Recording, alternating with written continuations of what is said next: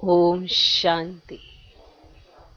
ओम शांति। ओम शांति। आज की तारीख है 29 मई 2021। साकार महावाक्य। बाबा कहते, मीठे बच्चे, जैसे बाबा प्यार का सागर है, उनके जैसा प्यार दुनिया में कोई कर नहीं सकता। उनके जैसा प्यार दुनिया में कोई कर नहीं सकता। ऐसे तुम बच्चे भी बाप समान बनो। ऐसे तुम बच्चे भी बाप समान बनो। किसी को रंज मत करो। रंज माना नाराज। किसी को रंज मत करो। बाबा कहते, मीठे बच्चे, जैसे बाबा प्यार का सागर है, उनके जैसा प्यार दुनिया में कोई कर नहीं सकता। ऐसे तुम बच्चे भी बाप समान बनो। किसी को रंज मत करो, माना नाराज मत करो।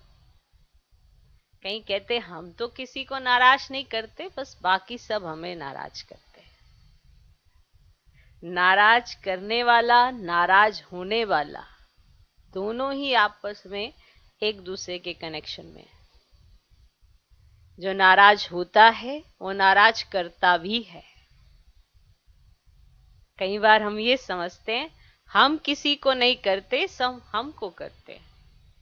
तो अगर आप होते हो तो आप करते भी हो, क्योंकि अपनी एक्टिविटी से, अपने वाइब्रेशन से, कहीं ना कहीं संकल्प चला के, कोई ना कोई बोल से, कोई ऐसा कर्म करके बता जरूर देते हो कि मैं नाराज हूं। तो अगर आप नाराज हो तो आप फिर दूसरों को भी नाराज करेंगे। अगर आप राजी हो तभी आप दूसरे को राजी करेंगे। अगर बाबा प्यार का सागर आपको अपने जैसा बनाने के लिए इतनी मेहनत कर सकता है, तो आप सदा के लिए प्यार के सागर के बच्चे नहीं रह सकते। माना नाराजगी से दूर नहीं रह सकते। क्यों नाराज होना और क्यों किसी को नाराज करना? नाराज होना बंद कर दो तो नाराजगी होना बंद हो जाएगी। कहीं सोचते हैं हम किसी को कुछ कहते नहीं, फिर भी सब हमसे नाराज क्यों रहते हैं? हम प्यार के सागर बाप की संतान हैं, तो हम प्यार स्वरूप नहीं रहते हैं, हम बाप के समान नहीं बनते हैं। इसीलिए कोई ना कोई एक्टिविटी ऐसी चली जाते हैं जिससे किसी को मौका दे देते हैं नाराज होने का या नाराज करने का। इसीलिए जरूर चेक करते रहें, कोई ऐसी एक्टिविटी तो नहीं की, मनसा में कोई संकल्प तो नहीं आया, वाचा से ऐसे कोई बोल तो नहीं बोल दिए। कई बार हम साधारण शब्दों का इस्तेमाल करते हैं और हमें लगता है हमने किसी को कुछ नहीं कहा, लेकिन उस साधारण शब्दों में कटाक्ष होते हैं। कहते बहुत कुछ हैं लेकिन शब्द साधारण है, तो क्या लगता है हमने तो किसी को ऐसा बुरा भला कहा ही नहीं, लेकिन पीछे का भाव अच्छा नहीं होता तो नाराजगी हो जाती है। ठीक, बाबा साधारण शब्दों में, साधारण रीति से प्यार का सागर प्यार लुटाता जाता है, देता जाता है। जो बच्चे समझ पाते हैं कि बाबा किस तरह से प्यार का सागर है, तो बच्चे बनेंगे भी बाप समान। तो वो किसी को फिर क्या नहीं करेंगे, रंज नहीं करेंगे। नाराज मत करो किसी को। ओके, तो बाबा कहते, मीठे बच्चे, जैसे बाबा प्यार का सागर है, उनके जैसा प्यार दुनिया में कोई कर नहीं सकता। ऐसे तुम बच्चे भी बाप समान बनो। किसी को रंज मत करो, माना नाराज मत करो। आज का प्रश्न, किस प्रकार के ख्यालात चलते रहे, माना विचार चलते रहे, तो खुशी का पारा चढ़ा रहेगा? किस प्रकार के ख्यालात चलते रहें तो खुशी का पारा चढ़ा रहेगा? उत्तर, अभी हम ज्ञान रत्नों से अपनी झोली भर रहे हैं। अभी हम ज्ञान रत्नों से अपनी झोली भर रहे हैं। फिर ये खानियां आदि सब भरपूर हो जाएंगी। फिर ये खानियां आदि सब भरपूर हो जाएंगी। वहां हम सोने के महल बनाएंगे।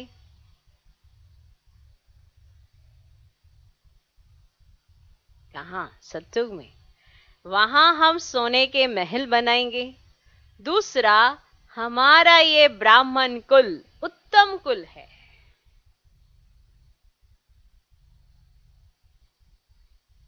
हमारा ये ब्राह्मण कुल उत्तम कुल है। हम सच्ची सच्ची सत्यनारायण की कथा, अमर कथा सुनते और सुनाते हैं। हम सच्ची सच्ची सत्यनारायण की कथा, अमर कथा सुनते और सुनाते हैं। ऐसे ऐसे ख्यालात चलते रहें तो खुशी का पारा चढ़ा रहेगा। किस प्रकार के ख्यालात? माना विचार चलते रहें तो खुशी का पारा चढ़ा रहेगा। उत्तर, अभी हम ज्ञान रत्नों से अपनी झोली भर रहे हैं। फिर ये खानियां आदि सब भरपूर हो जाएंगी।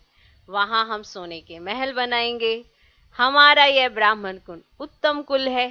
हम सच्ची सच्ची सत्यनारायण की कथा, अमर कथा सुनते और सुनाते हैं। ऐसे ऐसे ख्यालात चलते रहें तो खुशी का पारा चढ़ा रहेगा।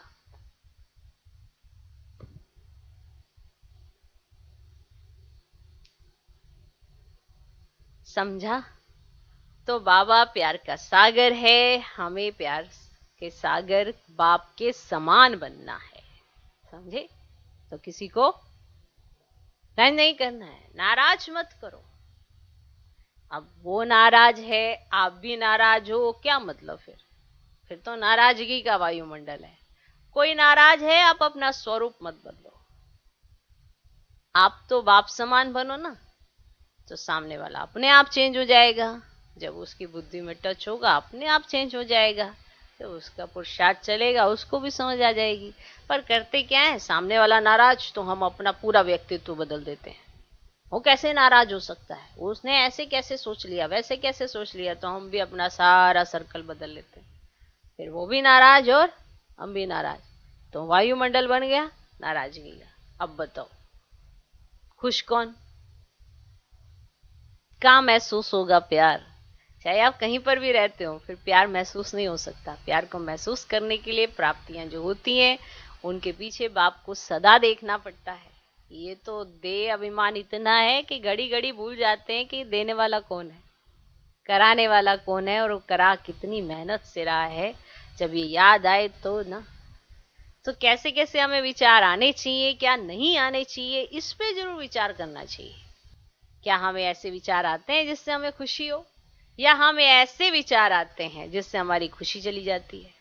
तो कैसे विचार हमें आने चाहिए, क्या विचार हमें नहीं आने चाहिए, इस पर जरूर सोच लेना चाहिए।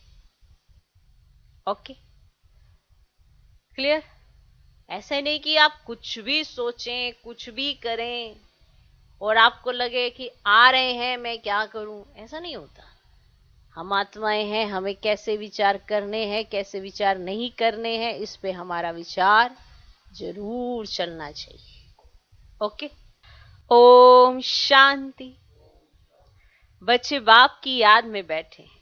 यह श्रीमत अर्थात श्रेष्ठ ते श्रेष्ठ मत मिलती है। याद की यात्रा बहुत मीठी है। बच्चे नंबरवार पुरुषार्थ अनुसार जानते हैं कि जितना बाप को याद करेंगे उतना बाबा स्वीट लगेगा। जितना बाप को याद करेंगे, माना जितना आप बाबा की स्मृतियों में रहेंगे, उतना बाबा स्वीट लगेगा। सैक्रीन है ना। एक बाप ही प्यार करते हैं, बाकी तो सब मार देते हैं। दुनिया सारी एक दो को ठुकराती है। बाप प्यार करते हैं, उनको सिर्फ तुम बच्चों ने जाना है।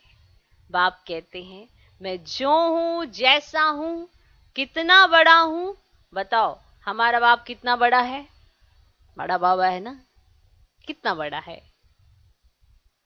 तो कहते हैं बिंदी है, और तो कोई जानते ही नहीं। बच्चे भी घड़ी घड़ी भूल जाते हैं।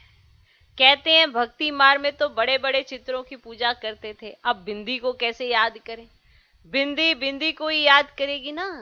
आत्मा जानती है हम बिंदी हैं, हमारा बाप भी ऐसे है। आत्मा ही प्रेसिडेंट है, आत्मा ही नौकर है, पाठ आत्मा ही बजाती है। बाप है सबसे स्वीट, सब याद करते हैं, हे पतित पावन दुख हरता सुख करता आओ।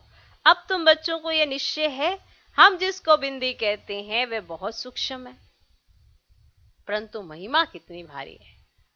भल महिमा गाते भी हैं, ज्ञान का सागर शांति का सागर है, परंतु समझते नहीं है कि वे कैसे आकर सुख देते हैं, समझते नहीं है। मीठे मीठे चिल्ड्रन हर एक समझ सकते हैं कौन कौन कितना श्रीमत पर चलते हैं। श्रीमत मिलती है सर्विस करने की। बहुत मनुष्य बीमार रोगी हैं, बहुत हैं जो हेल्दी भी हैं।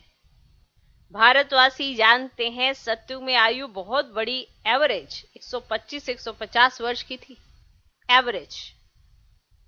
हर एक अपनी फुल आयु पूरी करते, माना ऐसा बीच में से नहीं कि कोई 50-60 की उम्र में शरीर छोड़ेगा, ऐसा नहीं है। तो हर एक अपनी फुल आयु पूरी करते हैं। यह तो बिल्कुल ही छीछी दुनिया है जो बाकी थोड़ा समय ही है। मनुष्य बड़ी बड़ी धर्मशालाएं आदि अभी तक बनाते रहते हैं, जानते नहीं हैं ये बाकी कितना समय होगी। मंदिर आदि बनाते हैं, लाखों रुपया खर्च करते हैं, उनकी आयु बाकी कितना समय होगी तुम जानते हो? यह तो टूटे की टूटे। तुमको बाबा मकान आदि बनाने के लिए कभी मना नहीं करते हैं। तुम अपने ही घर में एक कमरे में हॉस्पिटल कम यूनिवर्सिटी बनाओ, बिगैर कोई खर्चा। हेल्थ वेल्थ हैप्पीनेस 21 जन्मों के लिए लेना है। इस नॉलेज से यह भी समझा है तुमको सुख बहुत मिलता है। जब तमो प्रधान बने तब जास्ती दुख होता है। जितना जितना तमो प्रधान बनते जाएंगे उतना दुनिया में दुख शांति बढ़ती जाएगी। जितना जितना तमो प्रधान बनते जाएंगे उतना दुनिया में दुख शांति बढ़ती जाएगी। मनुष्य बहुत दुखी होंगे, फिर जय जयकार हो जाएगी। तुम बच्चों ने जो विनाश दिव्य दृष्टि से देखा है सो फिर प्रैक्टिकल में देखना है। स्थापना का साक्षात्कार भी बहुतों ने किया है। छोटी बच्चियां बहुत साक्षात्कार करती थी, ज्ञान कुछ भी नहीं था। पुरानी दुनिया का विनाश भी जरूर होना है। तुम बच्चे जानते हो बाप ही आकर स्वर्ग का वर्षा देते हैं, परंतु बच्चों को फिर पुरुषार्थ करना है ऊंच पद पाने का। तुम बच्चों को बाप बैठ ये सब बातें समझाते हैं, वे थोड़े ही जानते हैं कि बाकी थोड़ा समय है। बाप कहते हैं मैं हूं दाता, मैं तुमको देने आया हूं। मनुष्य कहते हैं पतित पावन आओ, आकर हमको पावन बनाओ। बाप कहते हैं पहले तुम कितने समझदार थे, कितने समझदार थे, सतो प्रधान थे, अभी तो तमो प्रधान बन पड़े हो। तुम्हारी बुद्धि में भी अब आया है, आगे थोड़े ही समझते थे कि हम विश्व पर राज्य करते थे। तुम विश्व के मालिक थे, फिर जरूर बनेंगे। हिस्ट्री ज्योग्राफी रिपीट होगी। बाप ने समझाया 5000 वर्ष पहले मैं आया था, तुमको स्वर्ग का मालिक बनाया था, फिर तुम 84 जन्मों की सीढ़ी उतरते हो। यह विस्तार कोई भी शास्त्र में नहीं है। शिव बाबा ने कोई शास्त्र आदि पढ़ा है क्या? बताओ, शिव बाबा आए शास्त्र पढ़ा, कोई पढ़ा है क्या? उनको तो ज्ञान की अथॉरिटी कहा जाता है। वो लोग भी शास्त्र आदि पढ़कर शास्त्रों की अथॉरिटी बनते हैं। वे भी तो गाते हैं पतित पावन आओ, गंगा स्नान करने जाते हैं। वास्तव में ये भक्ति है ही गृहस्थियों के लिए। बाप बैठ समझाते हैं, उनको भी पता नहीं कि सदगति दाता कौन है। बाप समझाते तुम मुझे बुलाते भी हो, हे पतित पावन आओ, मैं तुमको पावन बनाता हूं, मैं तुमको पढ़ाने के लिए आता हूं। ऐसे नहीं कि हम पर कृपा करो, मैं तुम्हें पढ़ाने आता हूं। ऐसे नहीं कि तुम कहेंगे हम पर कृपा करो, मैं तो टीचर हूं, तुम कृपा आदि क्यों मांगते हो, मैं तो टीचर हूं। आशीर्वाद तो अनेक जन्म लेते आए हो, अब आकर माँ बाप की मिल्कियत का मालिक बनो। और आशीर्वाद क्या करेंगे, बच्चा पैदा हुआ और बाप की मिल्कियत का मालिक बना। लौकिक बाप को कहते हैं कि कृपा करो, कभी कहते हैं कि कृपा करो? यहां तो कृपा की बात ही नहीं है, सिर्फ बाप को याद करना है।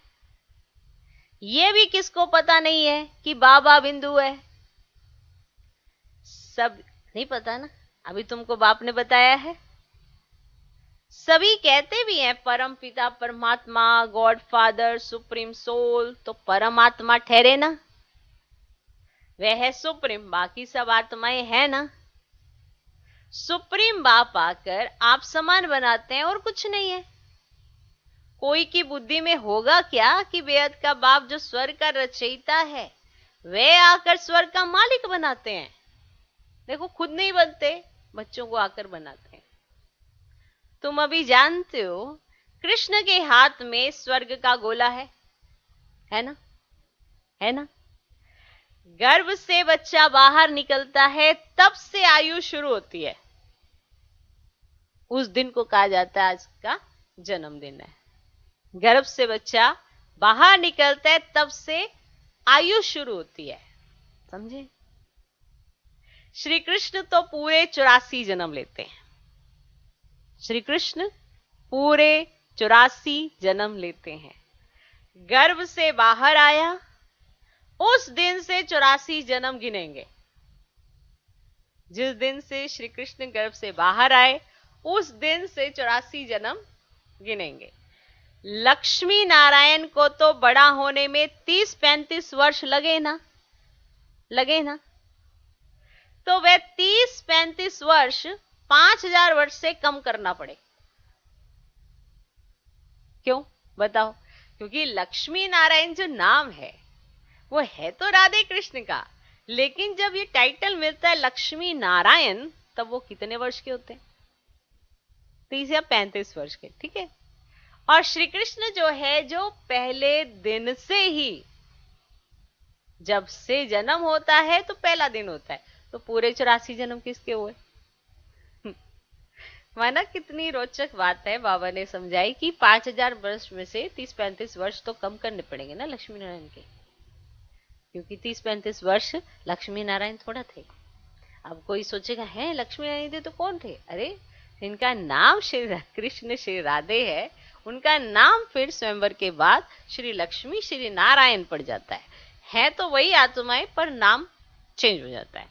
तो समझने की बात है, इसलिए बाबा कहते हैं लक्ष्मी नारायण के तो 30-35 वर्ष 5000 वर्ष में से कम करने पड़ेंगे ना। शिव बाबा का तो गिनती नहीं कर सकते, है ना। शिव बाबा कौन से दिन आए, कौन सा दिन था, कौन सी तिथि थी, कौन सी तारीख थी, कौन से नक्षत्र थे, क्या था, तो शिव बाबा का तो गिनती नहीं कर सकते। शिव बाबा कब आए, टाइम दे ही नहीं सकते। शुरू से साक्षात्कार होते थे, अब शुरू से ही साक्षात्कार होते थे। अब ये कोई सोचे कि जिस दिन पहला साक्षात्कार हुआ उस दिन आए, तो वो साक्षात्कार तो शुरू से ही होते थे। अब मुसलमान लोग भी बगीचा आदि देखते थे,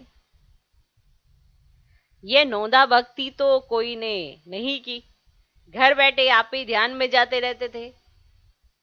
वह तो कितनी नौंदा भक्ति करते हैं, तब जाके उन्हें ध्यान दीदार, माना ऐसे दीदार होता है, ऐसा कोई साक्षात्कार होता है। लेकिन जब बाबा आए उसके बाद तो कईयों को यूं ही क्या हो जाता था, साक्षात्कार हो जाता था। तो उन्होंने कोई नौंदा भक्ति तो नहीं की हुई थी, तो घर बैठे ही आप ही ध्यान में जाते रहते थे।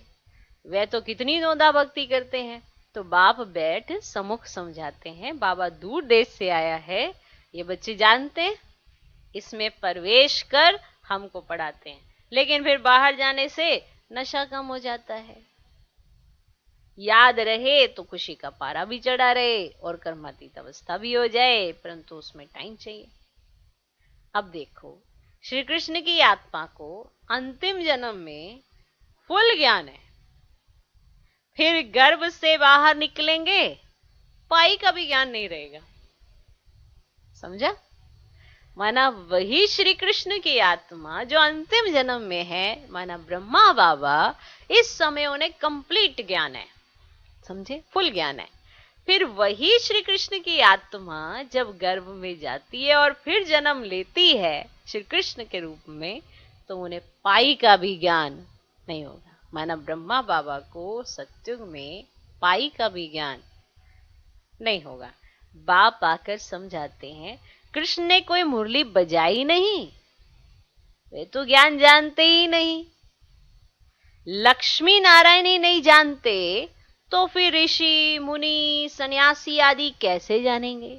जो लक्ष्मी नारायण है, जो सबसे सत्व प्रधान है, उन्हीं से ज्ञान ये चला नहीं आ रहा है, तो फिर ये ऋषि मुनि सन्यासी इन्हें कैसे पता चलेगा ज्ञान के बारे में?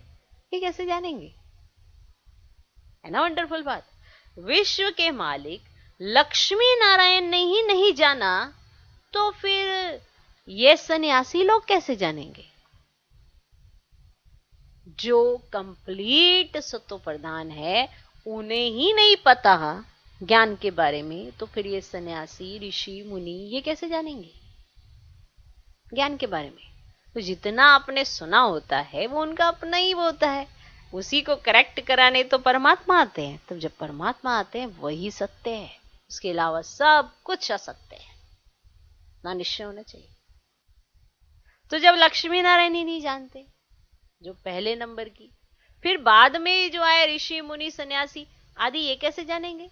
अब कहते हैं श्री कृष्ण सागर में पीपल के पत्ते पर आया, ये किया ये किया, ये सब कहानियां हैं जो बैठ लिखी हैं। कहते हैं नदी में पैर डाला तो वह नीचे चली गई। विचार करो, मनुष्य क्या क्या बातें बना सकते हैं, माना आप सोच भी नहीं सकते, ऐसी ऐसी बातें बना लेंगे मनुष्य। अब बाप समझाते, कोई भी उल्टी सुल्टी बातों पर कभी विश्वास नहीं करना है। कोई भी तुम्हें उल्टी सुल्टी बातें सुनाए तो तुम्हें कभी विश्वास नहीं करना है। शास्त्र आदि कितने मनुष्य पढ़ते हैं, बाप कहते हैं पढ़ा हुआ सब भूल जाओ, इस देह को भी भूल जाओ। आत्मा ही एक शरीर छोड़ दूसरा लेकर पाठ बजाती है, भिन्न भिन्न नाम रूप देश चोला पहनकर। अब बाप कहते हैं ये छीछी वस्त्र हैं, आत्मा और शरीर दोनों पतित हैं। आत्मा को श्याम और सुंदर कहा जाता है। आत्मा पवित्र थी तो सुंदर थी, फिर काम चिता पर बैठने से काले बने हैं, अब फिर बाप ज्ञान चिता पर बिठाते हैं। पतित पावन बाप कहते मुझे याद करो, तो ये खाद ही निकल जाएगी। आत्मा में ही खाद पड़ती है। कलयुग अंत में तुम गरीब हो, वहां सतयुग में फिर तुम सोने के महल बनाएंगे। वंडर है, माना कलयुग अंत में तुम गरीब, ठीक, और वहां सतयुग में तुम सोने के क्या बनाएंगे? सोने के महल बनाएंगे। वंडर है। यहाँ हीरों का देखो कितना मान है, वहां तो पत्थरों मिसल होते हैं हीरे, जैसे यहाँ पत्थर है ना, ऐसे वहां पत्थरों मिसल होते हैं। अभी तुम बाप से ज्ञान रत्नों की झोली भर रहे हो। लिखा हुआ है सागर से रत्नों की थालियां भर ले आते हैं, सागर से जितना भी चाहिए उतना लो। खानियां ही भर्त हो जाती हैं। तुमने साक्षात्कार किया है, माया मच्छंदर का भी खेल दिखाते हैं। उसने देखा सोने की ईंटें पड़ी हैं, ले जाता हूं, नीचे आया तो कुछ था ही नहीं। वहां तो सोने की ईंटों के महल बनाएंगे। ऐसे ऐसे ख्यालात आने चाहिए तो खुशी का पारा चढ़े। बाप का परिचय देना है। शिव बाबा 5000 वर्ष पहले भी आया था, ये किसको पता ही नहीं है। तुम जानते हो 5000 वर्ष पहले आकर हमको राजयोग सिखाया था, कल्प कल्प तुमको ही सिखाएंगे। जो जो आकर ब्राह्मण बनेंगे वह फिर देवता बनेंगे। विराट रूप भी बनाते हैं, उसमें ब्राह्मणों की चोटी गुम कर दी है। ब्राह्मणों का कुल बहुत उत्तम गाया जाता है, वह है जिस्मानी, तुम हो रूहानी। तुम सच्ची सच्ची कथा सुनाते हो, यही सत्यनारायण की कथा अमर कथा है। तुमको अमर कथा सुनाए, अमर बना रहे हैं। यह मृत्यु लोक खत्म होना है। शिव बाबा कहते मैं तुमको लेने आया हूं। कितनी ढेर आत्माएं होंगी। आत्मा वापस घर में जाती है तो कोई आवाज थोड़ी होता है। मधुमक्खियों का झुंड जाता है ना, तो आवाज कितना होता है, ऐसे करके, मानो जब उनका झुंड जाता है बहुत आवाज होता है। रानी के पिछाड़ी मधुमक्खियां सब भागती हैं। उनकी आपस में कितनी एकता है। क्या है? एकता है। भ्रमरी का भी मिसाल यहाँ का है। तुम मनुष्य से देवता बना देते हो, पतितों को तुम ज्ञान की भू भू करते हो, तो पावन विश्व का मालिक बन जाते हैं। तुम्हारा है प्रवृत्ति मार्ग, उसमें भी मेजोरिटी माताओं की है, इसीलिए वंदे मातरम कहा जाता है। ब्रह्मा कुमारी वह जो बाप द्वारा 21 जन्म का वर्षा दिलाती है। बाप सदा सुख का वर्षा देते हैं। जो सर्विस करेंगे, लिखेंगे, पढ़ेंगे, होंगे नवाब। समझे? जो सर्विस करेंगे, लिखेंगे, पढ़ेंगे, होंगे नवाब। राजा बनना अच्छा व नौकर बनना अच्छा? सर्विस करेंगे तो नवाब बनेंगे, लिखेंगे, पढ़ेंगे, नवाब बनेंगे। अब बताओ, राजा बनना अच्छा, नौकर बनना अच्छा? पिछाड़ी के समय तुमको सब मालूम पड़ जाएगा। देखो, हर एक को अपनी एक्टिविटी से पता होता है मैं कहां स्टैंड कर रहा हूं। नहीं पता होता है? कोई ऐसा जो ये कहे मुझे नहीं पता कि मेरी स्थिति कैसी है कोई ऐसा? हर एक को पता है कि मेरी स्थिति कैसी है। क्या सिचुएशन आते ही, परिस्थिति आते ही मेरी स्थिति मेरा साथ देती है या उसके विपरीत आप चलते हैं, तो आप जज कर लीजिए कैसी है आपकी स्थिति।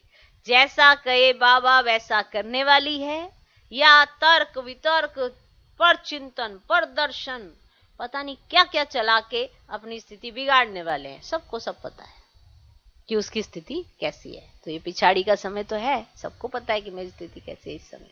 अब सोचो, अगर इसी समय आत्मा का इस शरीर से वो हो जाए, क्या हो जाए? काम हो जाए, तो बताओ उसने क्या कमाया?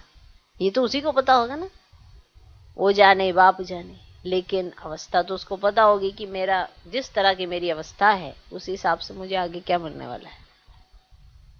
तो पिछाड़ी के समय तुमको सब मालूम पड़ जाएगा हम क्या बनेंगे। फिर पछताएंगे हम श्रीमत पर क्यों नहीं चले,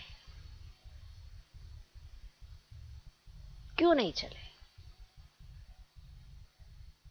उस समय पश्चाताप होगा, क्योंकि चलना क्या था, सिर्फ कहना ही तो मानना था, और वो भी निश्चय बुद्धि बनकर। कहना मानना था ऐसे निरसंकल्प होकर, संकल्प चला के नहीं। आज्ञाकारी बनना था ऐसे कि मेरे को श्रेष्ठ बनाया जा रहा है ऐसा मान के, ऐसा करना था। उस समय पछताएंगे हम श्रीमत पर क्यों नहीं चले। बाप कहते फॉलो करो। ऐसे भी नहीं कोई एक कमरा दे देते हैं सेंटर के लिए, खुद मीट आदि खाते रहते हैं कि आप सोचे कि किसी ने एक कमरा दे दिया है, वो तो घर में मीट खाएं कुछ भी खाएं आपको कोई फर्क नहीं पड़ता। ऐसे नहीं। वह पुण्य आत्मा, वह पाप आत्मा फिर आश्रम नहीं रहेगा। घर में स्वर्ग बनाते हैं तो खुद भी स्वर्ग में होने चाहिए ना। अगर घर में वो स्वर्ग बनाने का रास्ता बताने के लिए कमरा देते हैं और वो खुद कुछ भी खाते पीते हैं, और आप सोचे चलो उन्होंने तो कमरा दे दिया तो हम कमरा ले लेते हैं और वो साथ में कुछ भी खाते पीते रहे, ऐसा नहीं, ऐसा नहीं। घर में स्वर्ग बनाते हैं तो खुद भी स्वर्ग में होने चाहिए ना। सिर्फ आशीर्वाद पर नहीं ठहरना है कि वो कहीं बस आप हम पर अपना आशीर्वाद बनाए रखें और वो मीट खाते रहे, ऐसे नहीं ठहरना है। बाप को याद करना है, पवित्र बनाकर ही साथ ले जाएंगे। तुमको तो बहुत खुशी रहनी चाहिए, कितनी भारी लॉटरी मिलती है। बाप को जितना याद करेंगे उतना विक्रम विनाश होंगे। बाप जितना प्यार दुनिया में कोई कर नहीं सकता। उनको कहा ही जाता है प्यार का सागर। तुम भी ऐसे बनो। अगर किसको दुख दिया, रंज किया, माना नाराज किया, तो रंज होकर मरेंगे। ये कोई बाबा श्राप नहीं देते हैं समझाते हैं। समझे? कैसे बाबा ने श्राप दे दिया, श्राप नहीं दे रहे हैं, समझा रहे हैं अपने बच्चों को। अगर किसी को दुख देंगे, किसी को बार बार नाराज करेंगे, तो आप कैसे मृत्यु को पाएंगे? आप भी ऐसे दुखी और नाराज होकर जाएंगे। ये कोई बाबा श्राप नहीं देते हैं, समझाते हैं। सुख दो तो सुखी होंगे, सबको प्यार करो। बाबा भी प्यार का सागर है। अच्छा, मीठे मीठे सिकिलधे बच्चों प्रति माता पिता बाप दादा का याद प्यार और गुड मॉर्निंग। रूहानी बाप की रूहानी बच्चों को नमस्ते। हम रूहानी बच्चों की भी रूहानी बाप को नमस्ते नमस्ते नमस्ते। Good morning good morning good morning. धारणा के लिए मुख्य सार, पहला पॉइंट, किसी भी उल्टी सुल्टी बात पर विश्वास नहीं करना है। किसी भी उल्टी सुल्टी बात पर विश्वास नहीं करना है। जो भी उल्टा पड़ा है उसे भूल अशरीरी बनने का अभ्यास करना है। जो भी उल्टा पड़ा है उसे भूल अशरीरी बनने का अभ्यास करना है। दूसरा पॉइंट, सिर्फ आशीर्वाद पर नहीं चलना है, स्वयं को पवित्र बनाना है। बाप को हर कदम में फॉलो करना है। किसी को भी दुख नहीं देना है, नाराज नहीं करना है।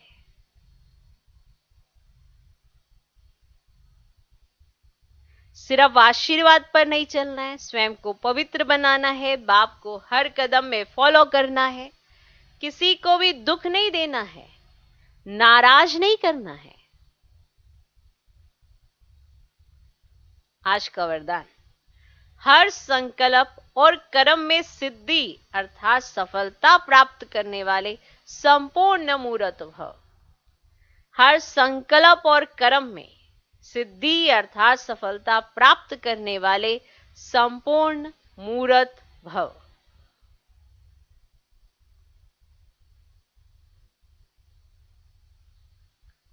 संकल्पों की सिद्धि तब प्राप्त होगी जब समर्थ संकल्पों की रचना करेंगे। जो अधिक संकल्पों की रचना करते हैं वे उनकी पालना नहीं कर पाते। माना समर्थ संकल्पों की रचना करेंगे तो ही संकल्पों की सिद्धि प्राप्त होगी। और जो अधिक संकल्पों की रचना करते हैं, माना बहुत सारे संकल्प रचते हैं जो, तो वे उनकी पालना नहीं कर पाते। माना आप सोचते ये भी कर लूं, वो भी कर लूं, वो भी कर लूं, ये भी कर लूं। आपने संकल्प तो किया लेकिन आप उसको स्वरूप ही नहीं दे पाते हो। क्यों? क्योंकि आप बहुत ज्यादा टू मच संकल्प करते हो और वो भी व्यर्थ। और व्यर्थ में कुछ समर्थ करते हो, कुछ व्यर्थ करते हो, व्यर्थ की पैदावार ज्यादा है। तो आप जो संकल्पों को रच भी रहे हो समर्थ को, उनकी पालना भी नहीं कर पाते हो कि हाँ इसके लिए मुझे क्या करना चाहिए, क्योंकि आप टू मच थक जाते हो संकल्प करते करते। इसीलिए जितनी रचना ज्यादा उतनी शक्तिहीन होती है। माना जितना ज्यादा संकल्प रचोगे वो सफल थोड़ा होंगे। तो पहले व्यर्थ संरचना बंद करो, व्यर्थ की रचना बंद करो, तब सफलता प्राप्त होगी।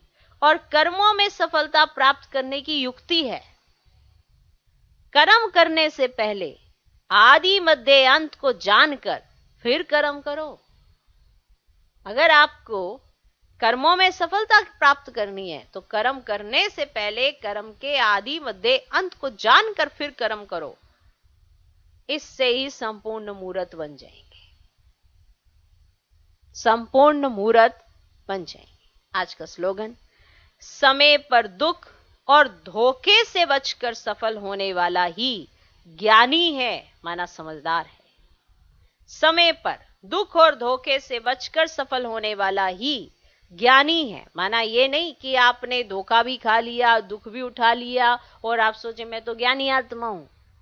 आपने समय से पहले दुख से और धोखे से अपने को बचा लिया और सफल कर लिया, उसको ही ज्ञानी कहा जाता है, वो ही समझदार होता है। समझदार वही जो समय पर समझ काम में आए। तो समय पर दुख और धोखे से बचकर सफल होने वाला ही ज्ञानी, माना समझदार है। ओम शांति, ओम शांति।